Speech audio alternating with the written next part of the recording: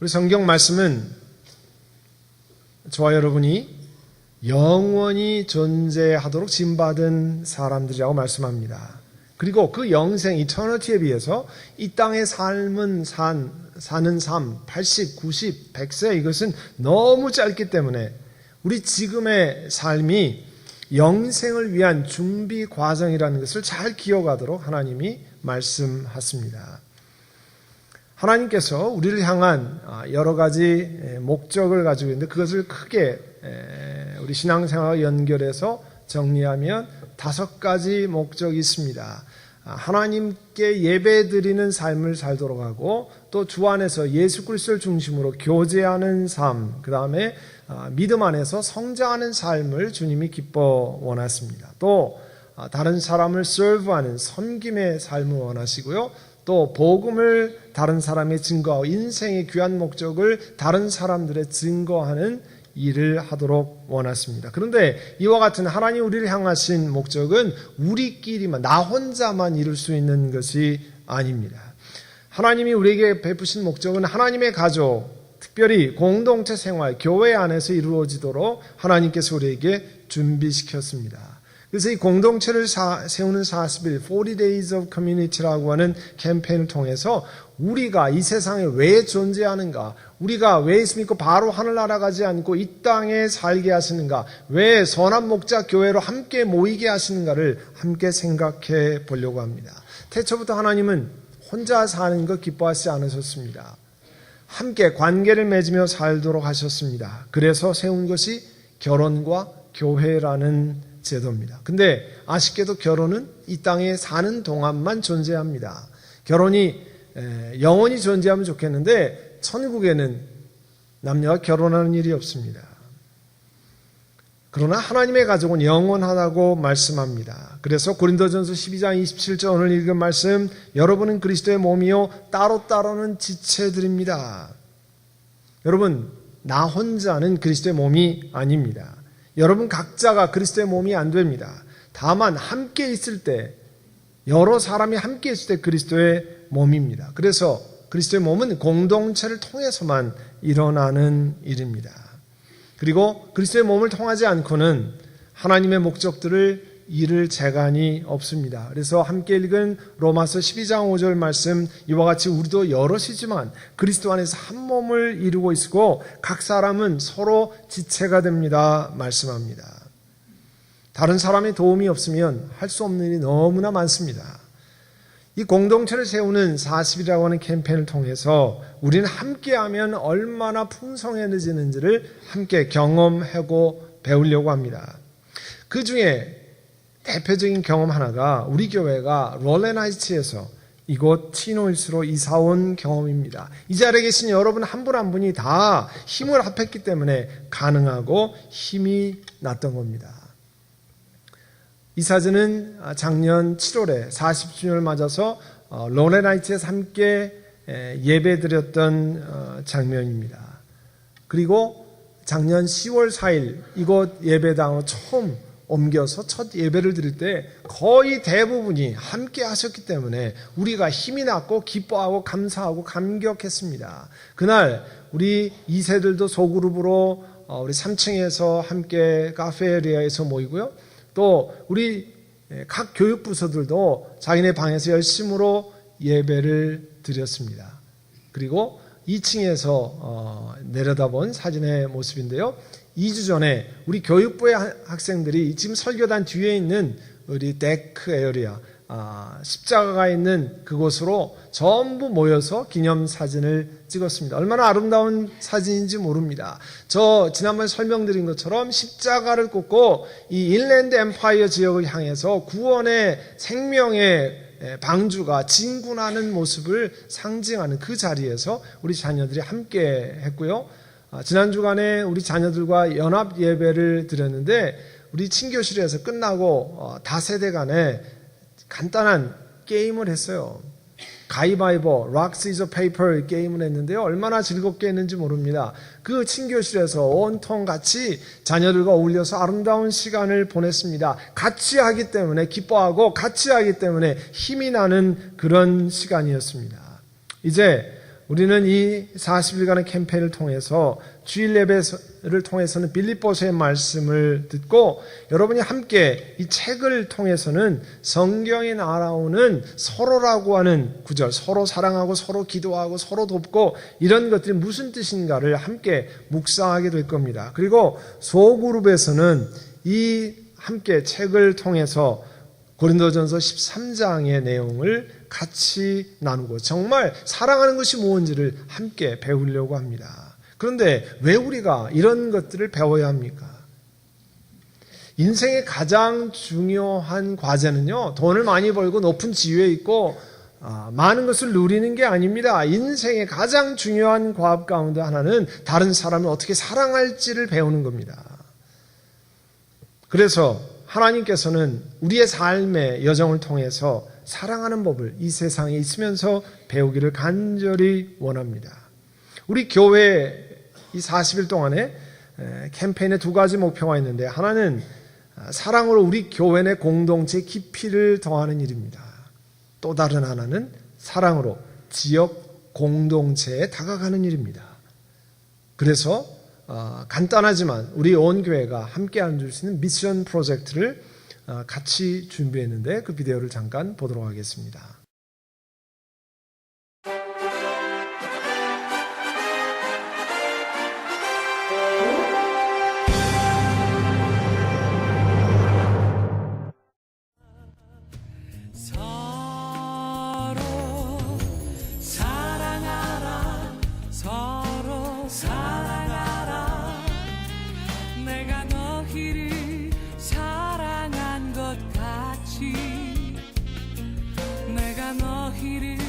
섬겼던 것 같이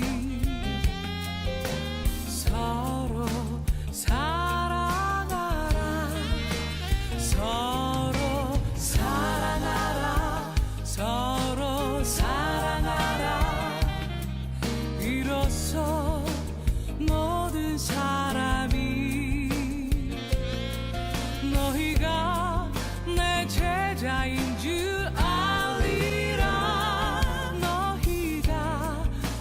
사랑하며 사람이 친구를 위해 자기 목숨을 버리며 보다 더 큰 사랑이 없네 그보다 더 큰 사랑이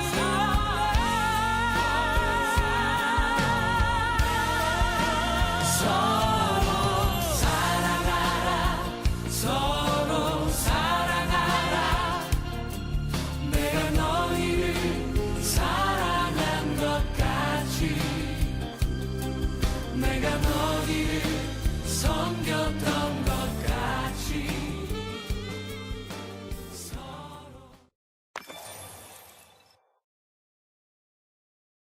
네, 여러분 좋아하시는 골뱅이 번데기는 안 된다 그럽니다. 미국 사람도 먹을 수 있지 않을까요? 혹시 가져가면? 네. 미션 프로젝트 팀에서 필요한 것 여러분 보시고 또 헌혈 준비도 하고 얼마 전에도 저희 교회에 수술하신 분이 피가 모자라서 헌혈했습니다. 그런데 피가 만약에 헌혈한 피가 없다고 하면 어떻게 되겠습니까?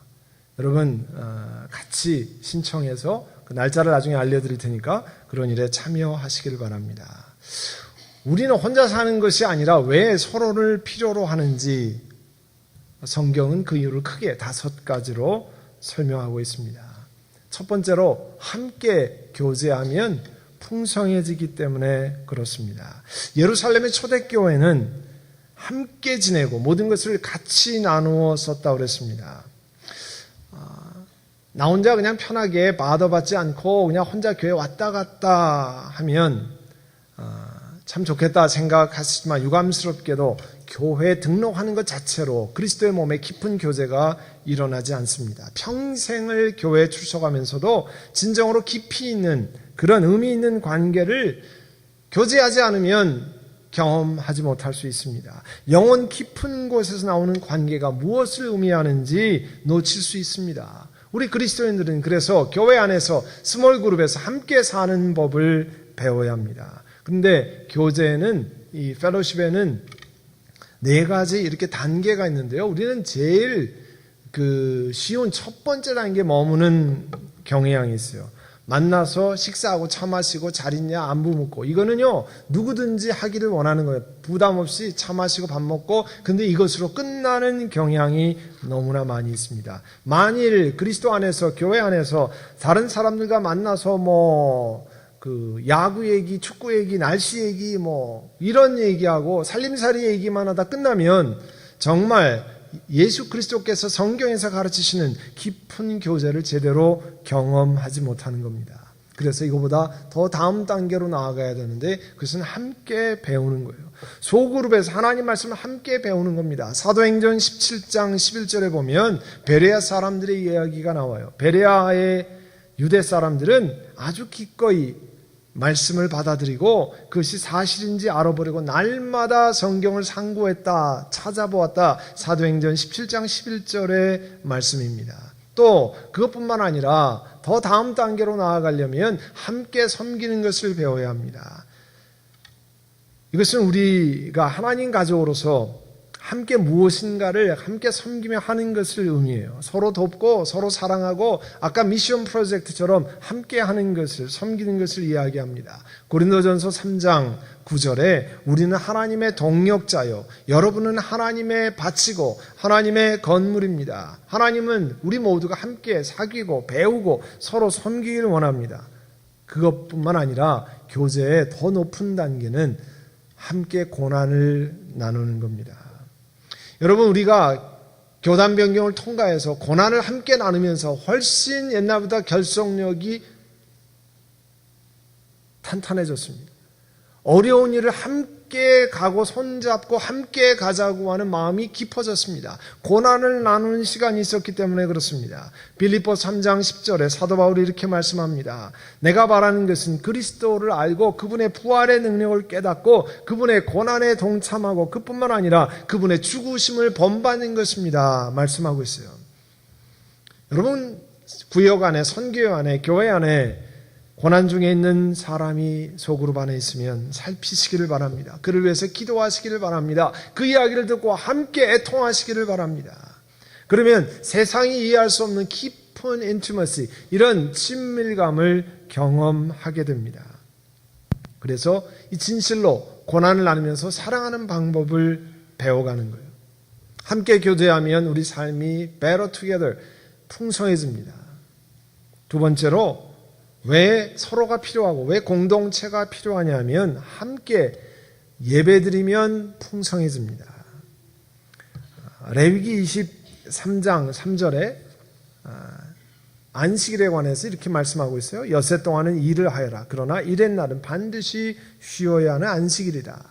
거룩한 모임을 열어야 하고 어떤 일도 해서는 안 된다. 이날은 너희가 살고 있는 모든 곳에서 지킬 주의 안식일이다. 또 예수님께서 이 땅에 계실 때 엿새 동안 일하고 일의 날은 사람을 위해서 쉬라, 예배드리라 말씀했습니다.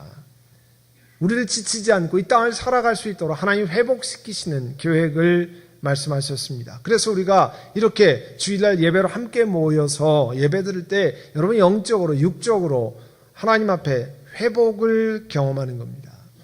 가끔 그런 경우가 있잖아요. 회사의 비즈니스가 주일 출장이 딱 걸린다든지, 또 식구들과 여행한다든지, 아는 사람 지인들과 여행할 때 주일이 걸리면 야, 잘됐다. 주일날 제낄 이유가 별로 없었는데 이번 기회에 딱 제낄 이유가 되는 거잖아요. 여러분, 비즈니스를 위해서 주일을 제끼면 시간을 버는 것 같은데 친구들랑 여행하면서 주일을 지키지 않으면 시간을 버는 것 같아요. 아닙니다. 그런 게 아닙니다. 엄청난 하나님의 은혜를 놓치고 상실하는 것을 기억하셔야 됩니다. 그 하루에 그 은혜가 여러분 일생을 바꾸고 여러분 삶을 완전히 바꿀 그런 하나님의 은혜를 놓칠 수 있다는 사실을 기억하고, 우리 본교회에서는 아니지만 어느 교회 가서 예배드리고 하나님 앞에 나아가고 알아듣지 못하는 말이라도 영어 미국 교회 가서 예배드리는 것을 우리 삶 속에 결단하셔야 됩니다. 그 예배드리면 뭐가 도움이 되길래 하나님이 이렇게 예배 드리려고 말씀하냐면 더 많은 기쁨을 우리에게 제공해 줍니다. 시편 68편 4절에 이렇게 말씀했어요. 하나님을 찬양하여라. 그의 이름을 노래하여라. 광야에서 구름 수레를 타고 오신 분, 그분에게 소리 높여 노래하여라. 주님의 이름을 찬양하며 그 앞에서 크게 기뻐하여라. 여러분, 오늘 찬양팀과 함께 우리 성가대와 함께 하나님 앞에 찬양 드릴 때 기뻐하고 감격하고 얼마나 귀한 시간인지 몰랐습니다. 여러분, 하나님 앞에 드리는, 함께 예배 드리면 혼자 개인적으로 기도하면서 그렇게 할 때보다 훨씬 더 많은 경우 자주 하나님의 귀한 은혜를 경험하게 됩니다. 그래서 예배는 하나님께서 축제이기를 더 바랐습니다. 우리는 축제, 예수 그리스도로 말미암아 하나님의 구원을 찬양하고 하나님이 우리를 만드신 것을 찬양하는 그런 귀한 시간을 함께 갖는 겁니다. 혼자 하기는 어렵거든요. 이번 금요일에도 여러분 같이 오셔서 찬양 집회로 참여하시면 그 하나님이 드리는 기쁨이, 더 많은 기쁨이 생겨납니다. 또 하나님은 기쁨만 주는 것이 아니라 새로운 시각을 갖게 만드십니다. 각 인생마다 어려운 일이 많습니다. 힘든 일 많아요. 고통스러운 시간 많습니다. 그리고 그것이 다 온 어깨를 짓누르고 머리를 짓눌러서 감당하기 어려울 때가 많습니다. 그럴 때 함께 예배드리고 주의 말씀을 듣고 찬양하면 어떤 현상이 생기는 줄 압니까? 하나님이 내 삶에 커지기 시작합니다. 하나님을 향한 믿음이 커지기 시작합니다. 문제가 똑같아도 하나님이 커지시면 그 문제가 작아지기 시작합니다. 그래서 넉넉히 감당할 수 있는 믿음이 생겨나요.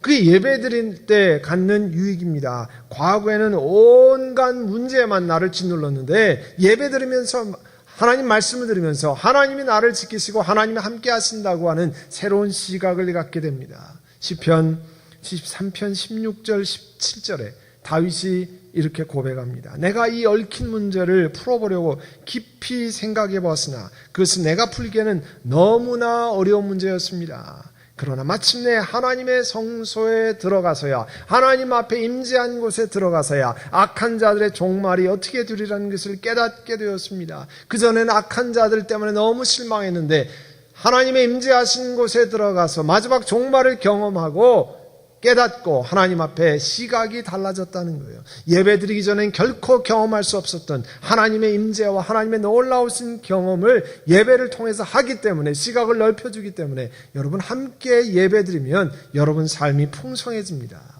아멘. 또 함께 예배 드리면 하나님의 임재를 확신케 합니다. 마태복음 18장 20절에 두세 사람이 내 이름으로 모여있는 곳에 내가 그들과 함께 하겠다 그랬어요. 지금처럼 하나님의 사람들이 모인 곳에 하나님이 함께 하십니다. 얼마 전에 신방을 갔는데요. 그분이 그렇게 개인적으로 저희 부부에게 말씀하셨어요. 오랫동안 신앙생활하지 않다가 교회 예배에 참여했어요.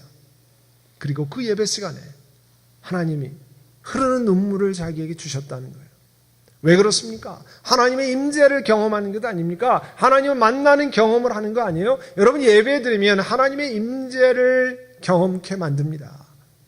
그래서 함께 예배 드리는 게 중요하다는 거예요. 또 예배 드리면 다른 사람을 예수 믿을 수 있도록 인도해 줍니다. 나 혼자는요 예수 믿어라 이렇게 권면하기 어려운데 그런 분을 함께 교회에 모시고 와서 우리 함께 예배 드리자. 나는 잘 모르는데 그래 교회에 함께 와보자. 물론 여러분이 생명의 도를 잘 설명할 수 있으면 그것보다 더 좋은 건 없지만 그렇게 안 되더라도 걱정하지 마시고 예배 시간에 함께 모시고 와서 예배 드리는 겁니다. 그러면 믿을 수 있도록 하나님이 길을 열어주세요. 시편 40편 3절에 주님께서 나의 입에 새 노래를 우리 하나님께 드릴 찬송을 담아주셨기에 수많은 사람들이 나를 보고 두려운 마음으로 주님을 의지하게 되었다 그렇게 고백합니다. 그래서 오실 때마다 다른 분에게 함께 예배 드리러 가자고 권면하시기를 바랍니다. 이제 또 우리 교회로 공동체가 왜 필요한지 세 번째 큰 이유 가운데 하나는 함께 성장하면 함께 양육을 받으면 더 풍성해진다는 거예요. 함께 훈련을 받으면 풍성해진다는 거예요. 여러분 어렸을 때도 몸이 자라나잖아요. 영적으로도 자라나는 것을 우리에게 말씀합니다. 그런데 나 혼자 하면 잘 자라기가 어렵고요. 함께해야 믿음으로 자랍니다. 공동체 안에 속해 있어야 하나님이 가르치는 중요한 것들을 깨닫게 됩니다. 세상에 많은 종교들은요, 뭐라고 얘기해요? 혼자 있어서 돌을 닦으라고 그러잖아요. 산속으로 가고 또 혼자 바위에 암자에 앉아서 돌을 닦도록 이야기합니다. 그러나 성경은 그렇게 말씀하고 있지 않습니다. 사람들 속으로 가라 말씀합니다. 사람들 속에서 인내하는 것을 배우고 친절을 경험하고 배려를 실천하고 남을 용서하고 사랑을 배우고 수없이 배울 것이 많은데요. 혼자 있으면 나 혼자 신앙생활하면 그런 걸 배우지 못합니다. 그리고 그걸 배우지 못하면 그리스도의 장성한 분량으로 자라가지 못해요. 그래서 교회라는 가족이 필요하고 소그룹이 필요한 겁니다. 어떻게 그러면 성장할 수 있습니까? 어떻게 함께 성장할 수 있습니까? 그 중에 여러 가지가 있지만 몇 가지만 말씀드리면 서로 수용함으로 받아들이는 거예요. 있는 그대로 여러분 불안하고 힘들고 어려운 그대로 나오십시오. 완벽한 여러분을 요구하지 않습니다. 여러분의 부족한 그 모습을 그대로 받아들이길 원합니다. As you are, 그대로. 그래서 로마서 15장 7절에 말씀하잖아요. 그리스도께서 여러분을 받아들이신 것처럼 그리스도께도 우리를 그대로 받아들이신 것처럼 여러분도 서로 받아들이십시오 말씀합니다. 여러분 세상은요 나를 좀 인정해달라 나를 받아들여달라 여러 가지로 아우성칩니다. 그런데 교회 안에서 그 사람들을 그리스도의 사랑으로 받아들이지 않은 거잖아요. 한 여인이 사람들에게 붙들려 왔습니다. 간음한 여인이 현장에 붙들려와서 예수님 앞에 잡혀왔습니다. 수많은 사람이 돌을 들고 말씀에 따라서 이 여인을 돌로 쳐서 죽이려고 했습니다. 그때 너희 중에 죄 없는 자가 먼저 돌로 치라 이야기하셨어요. 그리고 예수님께서 그 여인에게 다시는 가서 죄를 범치 말라 했습니다. 예수님이요 그 여인에게 가서 또 나쁜 짓을 해라 그렇게 말씀한 적이 없습니다. 가서 다시는 죄를 범치 말라. 그렇지만 그를 받아들였습니다. 여러분 그 여인의 생활이 어떻게 됐을까요? 예수님의 사랑을 경험하고 이제 더 이상 그 죄악에서 돌이키지 않았을까요? 우리 선한목자 교회가 다른 사람을 포용하는 열려있는 교회가 되기를 원합니다. 그래서 다른 것으로 알려지는 것이 아니라 사랑을 주고 다른 사람을 포용하고 어려운 사람을 받아들이는 교회로 알려지기를 원합니다. 또 함께 성장하는 중요한 방법 가운데 하나는 서로를 세우는 거예요. 여러분 세상에는요 어떻게 하든지 헐뜯기를 좋아합니다. 이런 말 저런 말해서 이렇게 다른 사람을 누르기를 좋아하지만 예수 안에서 우리는 다른 사람을 세워야 합니다. 우리가 다 힘든 시간을 보내잖아요. 세상의 이민자로 어려운 시간을 보내잖아요. 그러나 우리 주님께서 우리에게 그런 사람들을 세우길 원하세요. 히브리서 3장 13절에 매일 피차 권면해서 어떤 권면합니까? 전화도 하고 카톡도 보내고 또 이메일도 보내고 또 쿠키라도 하나 만들어서 이거 내가 만들었는데 한번 드셔보시라고 이야기하고 그 작은 것 하나가 여러분 마음을 따뜻하게 만들지 않습니까? 그래서 데살로니가 전서 5장 11절에 서로 격려하고 서로 덕을 세우십시오 말씀합니다. 교회는 격려하고 세우는 모임이 되어야 합니다. 그런 것이 되어야 사람들이 와서 힘을 얻지 않겠습니까? 여러분 40일 동안 우리가 이런 것들을 같이 연습하려고 합니다. 또 어떻게 성장할 수 있냐? 서로를 가르치는 거예요. 이 가르친다고 하면 당신 이게 잘못돼서 저게 잘못돼 이거 고쳐 저거 고쳐 이게 아니에요. 연약한 사람들을 품어주면서 그들의 부족한 부분이 그분들이 무한하지 않고 또 그분들이 고통당하지 않도록 잘 세우면서 가르치는 것 아니에요? 소그룹이 그런 역할을 합니다. 저는 목사님 시간이 없어서 소그룹까지는 못합니다. 그러면 여러분도 성장하지 않도록 작정하는 거예요. 내 자신이 더 성장하기를 원치 않도록 여러분이 결정하시고 작정하시는 겁니다. 이번 40일 기간 동안에 다른 시간은 아니지만 40일 기간 동안만이라도 여러분이 소그룹에 참여하기를 원했으면 여러분 연령대 선교회로 들어가셔도 좋고 여러 가지 사정이 있어서 못 가셨지만 아니면 나도 좀 어떤 그룹에 속하기를 원합니다. 안내 부스에 가서 텐트에 가서 이야기하시면 도와드릴 겁니다. 왜 하나님의 교회 이런 공동체가 필요한지 네 번째는 함께 섬기면 풍성해지는 거예요. 한 목적을 가지고 우리 교회가 한 방향으로 나가면 훨씬 할 수 있는 방법이 여러 가지가 있습니다.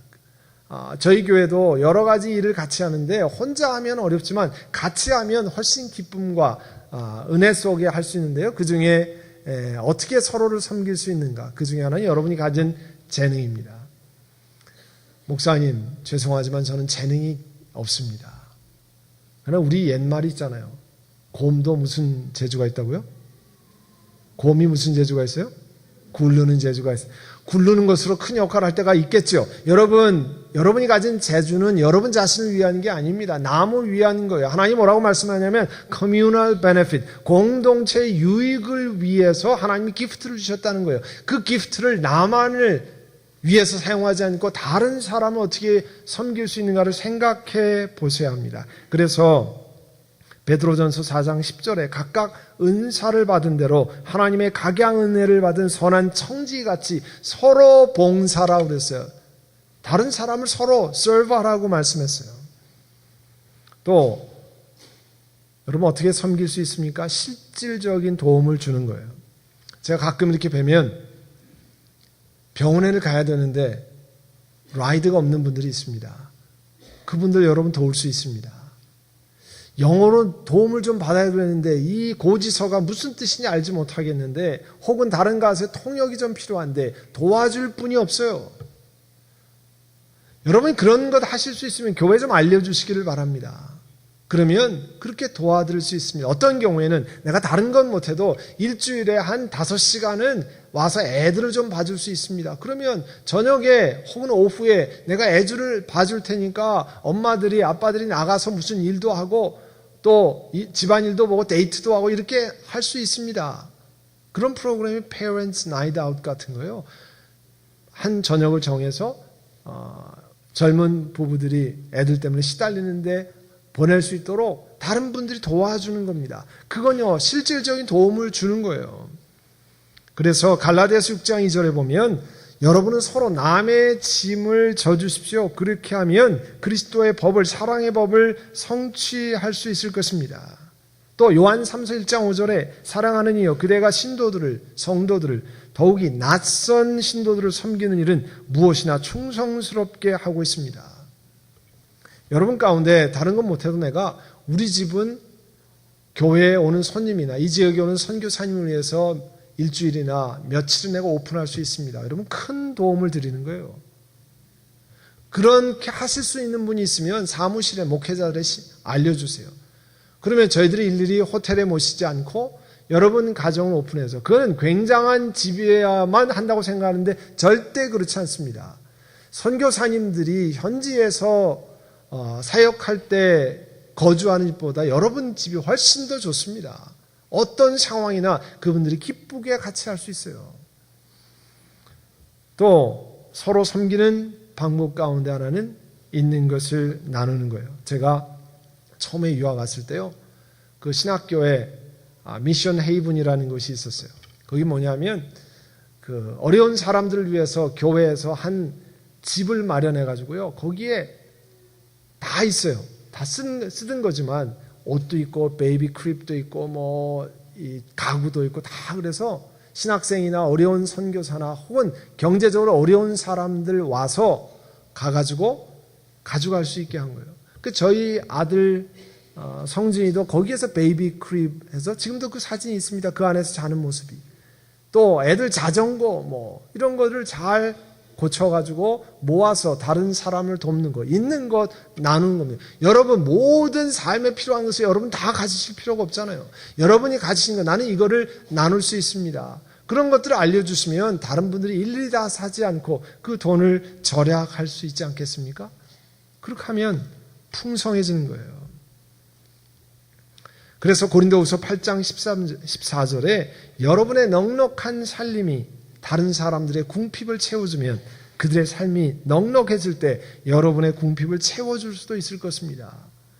한때 어렵다고 일생을 다 어려운 건 아니잖아요. 어려운 때 도움을 받으면 다른 사람을 도울 수 있는 기회가 많이 생기지 않습니까? 미국 학교들이 잘하는 거 그거예요. 학교 다닐 때 장학금 잘 마련해서 그 다음에 졸업한 다음에 4년 졸업한 다음에 나머지 60년, 70년 동안 계속 그 학교에다 도네이션 보내달라고 얘기하잖아요. 도움 받았기 때문에 삶이 넉넉하면 그렇게 하잖아요. 우리도 그렇게 할 수 있습니다. 나누는 것으로. 또 이제 마지막 5번째, 함께 전도하면 풍성해집니다. 여러분, 복음을 전하는 것은요, 내가 말을 잘해서 이렇게 사람들한테 전하는 것, 그거는 쉽지 않아요. 그렇지만 여러분 함께 하면 여러분 여러 가지를 하실 수 있습니다. 그 중에 하나가 여러분의 소그룹에 어떻게 그리스도를 위해서 우리의 공동체에 전도할 수 있겠는가? 그 중에 하나는 소그룹을 통해서 예수님께 나오게 하는 거예요. 많은 분들이 교회 많이 여러분 다니셨기 때문에 그냥 교회 나오면 되지 왜 안 나옵니까? 교회 나오면 되잖아. 뭐 이렇게 얘기하는데 교회 한 번도 나가지 않은 분들은 교회에 들어가는 게 무섭대요. 잘 모르겠다는 거예요. 모르는 사람 많죠. 모르는 찬송 부르죠. 모르는 신앙 고백하죠. 전혀 모르는 곳에 들어오는 게 어려운 거예요. 그러려면 여러분 소그룹에서 구역이나 선교회에서 오늘 우리가 다과 모임을 하니까 좀 같이 오세요. 그럼 같이 다과도 보고 혹은 같이 연극 구경도 갈 수 있고요. 같이 뮤지컬을 갈 수도 있고 혹은 피크닉에 같이 가서 우리가 이번에 바베큐를 하는데 그냥 좀 오세요. 우리 맛있는 거 같이 먹습니다. 그래서 교제하고 우리 이번 주일에 한번 교회 같이 가시지 않겠습니까? 여러분 소그룹을 통해서 예수님 앞에 나올 수 있는 길을 여는 겁니다. 마가복음 2장 3절에 보면 한 중풍병자가 4사람에게 들려서 예수님 앞으로 나옵니다. 혼자로는 못 갔을 거예요. 그런데 친구 4사람이 그 사람을 예수님 앞으로 나오게 했습니다. 그 중풍병자가 나음을 입었습니다. 우리 주변에 딱 중풍병자는 아니지만 영적으로 나올 수 없는 사람들이 있습니다. 그런데 여러분이 친구가 되어서 그분들을 주님 앞에 같이 인도하면 그분도 우리가 치료받은 것처럼 중풍병자 나은 것처럼 예수 그리스도 안에서 예수 그리스도를 만나는 기회를 받을 줄로 믿습니다. 그리고 실제로 어려운 사람에게 도울 수 있는 방법은 구제예요. Mercy Ministry예요. 저희 교회에서 구제 사역하는 것 가운데 하나가 어려운 사람들을 돕는 홈리스 사역 혹은 한센인 나환자 사역 또 구타당하는 여인들을 돕는 것 또 상담소를 돕는 것 또 장애우 사역들을 하기도 하고요. 또 컴패션을 통해서 어려운 자녀들을 다른 나라에 있는 자녀들을 잘 성장할 수 있도록 돕는 겁니다. 마땅히 돌보아야 할 사람들을 하나님 허락하신 여력으로 함께 돕는 일을 하는 거예요. 그리고 함께 전도할 수 있는 나는 다른 거는 하지 못하는데 이건 할 수 있습니다. 어떤 거예요? 기도함으로 함께 할 수 있습니다. 저희도 우리 미셸 리 전도사님이 삿포로에 가 계세요. 삿포로에서 일본 사람들 진짜 복음을 듣지 않으려고 하는 일본 사람들에게 전도합니다. 그 미셸 전도사님을 통해서 삿포로에 있는 일본 학생들 혹은 중국 유학생들, 한국에서 온 유학생들에게 복음을 증거합니다. 여러분이 위에서 기도해야 됩니다. 티와나의 김규식 선교사님 위에서 기도해야 돼요. 빈민촌에서 복음을 증거할 때 그분들이 예수 그리스도를 믿고 그 사람을 통해서 마음 문이 열릴 수 있도록 그렇게 하셔야 됩니다. 기도하면 함께 전도할 수 있습니다. 사랑하는 성도 여러분, 우리가 이 40일 캠페인을 통해서 Better Together, 함께하면 나 혼자 하는 것이 아니고 함께하면 여러분 하나님께서 여러 가지를 풍성하게 만드십니다. 과거에 경험하지 못했던 굉장한 것들을 경험하게 하십니다. 그래서 저희 교회가 또 제가 바라는 것은 이 함께 책을 읽고 또 그 그룹에서 함께 쉐어링을 하고 또 그렇게 그룹에 들어가지 못하실 분들은 책은 꼭 같이 읽고 말씀을 듣고 하나님이 나에게 오늘 이 시간 뭐라고 말씀하시는가 들으시기를 바랍니다. 그러면 여러분 삶에 과거에 경험하지 못했던 풍성한 은혜가 충만해질 줄로 믿습니다. 기도하겠습니다. 사랑하는 주님, 우리 선화목자교회가 이제 하나님이 만드신 귀한 삶의 목적을, 우리 교회가 이 땅에 세워진 목적을 함께 성취하기 위해서 함께 나아가려고 합니다. 이 공동체를 세우는 40일 동안에 함께 말씀을 나누고 함께 묵상하고 함께 미션 프로젝트를 함께하고 선교회가 함께 유니언을 해서 모이고 또 은혜를 같이 나누려고 합니다. 각 공동체마다 우리 개인들마다 하나님의 은혜로 축복하여 주시옵소서. 하나님께서 한 분 한 분, 한 가정 한 가정 귀한 은혜로 채워주시기를 간절히 원합니다. 예수님의 이름으로 기도하옵나이다. 아멘.